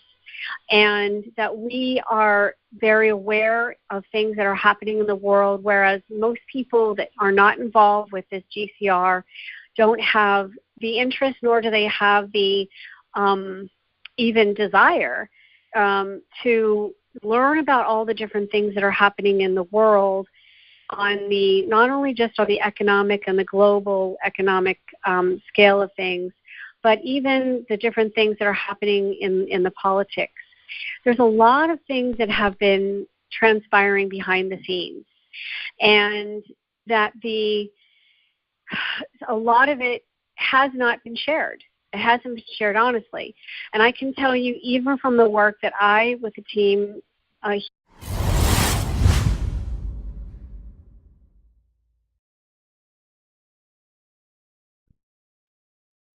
Hello. Welcome to today's GCR. Let's talk GCR and the Great Shift. I'm Deborah Peach, and you guys are used to me having here in partnership with me, Sean, and I will talk about why he's not here on this call tonight in a couple minutes here. We also there's some shifts happening in the world, as you guys know. There's a lot of changes. There's a lot of upheaval, and there's a lot of things happening in the GCR world. So today is Super Bowl Sunday in the States, February 7th, 2016, and I am back in Australia. Happy to be here home with my partner, Scott, and I'll be introducing him here in just a moment. You guys have heard him chime in just a few times. He's not usually too available because he's during this time in Australia, it's our middle of our day Monday, and he's at a job, so he's at a workplace. So we also have Helen back here to do to assist with the board and also to chime in as well, and she's been a very, very important part of our team for a couple of years, and so she's also going to add into commentary here in the dialogue as well today. And I don't even want to say that I'm sad that Sean's not here, because I'm going to say it's for good reasons that he's not here. I'm going to miss him. I know you guys are going to miss him. And we're actually in text communication right now. He just sent me some information regarding the Super Bowl, which I'm going to talk about here in a second. But I just want to say that many of us are in different places in regards to our placement, shall we say, within groups and whatnot in the GCR world. And we are now in a time where we need to be very sensitive to what we talk about at certain people and situations. And so that's why I'm saying it's kind of a bittersweet to not have Sean here with us. He did provide some articles for me to post. He actually referred some articles. And what we did is we ended up posting them over on the website. They're in our community, but they're also over on the website as well. And those articles are pertaining to things like the IMF press release, also Zero Hedge and the end game, and some other different things that are also being talked about. One message also was, it looks like the bad guys have lost. And I would agree that if that is the message, if that was the message indeed, that we are definitely on a changing of trajectory at this time. And so, Sean, thank you for sending that to me, and very, very, very timely. So I'm going to continue talking for a tad, and I've got definitely some things to share with you guys. And I'm going to go ahead in the meantime and open up the Q&A line. So that is now free for you guys to *6 and to call in. And we're going to engage in dialogue as we normally do. And unfortunately, as you know, Sean isn't here to answer the specific GCR questions. I'll do the best I can. And at the same time, the things that we really want to be focusing on, you guys, is the knowingness that the GCR is complete and that we are moving into that there's a shifting of timelines. And you guys started hearing me talk about this not last week because we skipped last week. And thank you for your patience while we took a week off. I was in middle of travel mode, and Sean's dealing with things still in Reno. So, and also, by the way, the thing that I also want to say is that by no means, by me jumping on a plane and coming back to Australia, do not take that and that I've left Reno for the moment, do not take that as a sign in any negative way. Scott, my partner, and I, Scott, are you back on the line? Yeah, I'm here. Is it Helen? Oh, good. I'm here as well. I just wanted to, great, you guys are here. Excellent. So Scott is my partner and in life, and so I just wanted to officially introduce you, Scott. So do you want to say hi? Yeah, hello, and thank you for the official welcome. Do I get a shiny badge? No, you don't get a shiny badge yet. You already have a shiny badge. So I'm collecting. And Helen is, as we did when we were in Brownies and Girl Scouts. And Helen, you are back with us, and very happy that you are as well. Thank you for being here. You want to say hi? Hi, everybody. I'm really excited again today. I think it's been an amazing series of shows, and glad to be here on the inside and the outside. So we're in for a great show. Thanks. Awesome. And I've asked you guys, now you guys met Helen on our last show, and this is what I just started to say, is that we took the week off last week, so thank you for your patience with that. And that in the show prior to that, which was our show 9, that we talked a lot about the timeline and the things that have affected our daily lives. Now, this interesting thing is that on this day last year, Scott and myself and Helen, who was a very, very, very important part of all this coming together last year, we did, for the Super Bowl, what we got the guidance to do was a counter protocol of light event. And we had a really awesome star-studded panel of about 8 people. And if you go on the YouTube channel, or if you go on either the Waking Up with Deb site and go to that same drop-down of ITV shows and calls, or if you go to the YouTube channel, you can see the show that we did on Super Bowl last year. It was 3 hours. Some of it gets a little bit monotonous. It was a little bit challenging with all of the different people on the panel, especially because most of the people that we had were very knowledgeable about the different things that had been going on and how the Super Bowl halftime show has been for the last several years at least been used as a satanic ritual and ceremony, which then captures the energy of the millions and millions. It's actually, Super Bowl is, I believe it is the largest watched event, televised event in the world. And the capturing of the energy unbeknownst to most people. So what we did was a Counter Protocol of Light event last year on this day. And during the halftime show, we did the clearing the field, neutralizing the energy, etc. And now we have no way of knowing other than what occurred with certain people the next day, because we actually had one of our team literally on the field of the Super Bowl engaged with the photography team. And as she was working, she was clearing, and then we talked the next day, and there was a lot of interference energy that was cleared through her, through expelling it, through vomiting and that kind of stuff. And that's actually kind of common when you're clearing and transmuting energies. So what Sean just texted me just before I started live here is he was saying that that the halftime show he doesn't feel that it was negative, that it actually included a flower of life. And he said, because I don't have it, I was not engaging with it. And also that there was the grand finale message was believe in love. So anyone else, as I open up the Q&A line here, anyone else that has any more information that's been either watching, engaging, or whatnot, that you want to share more about that would be great.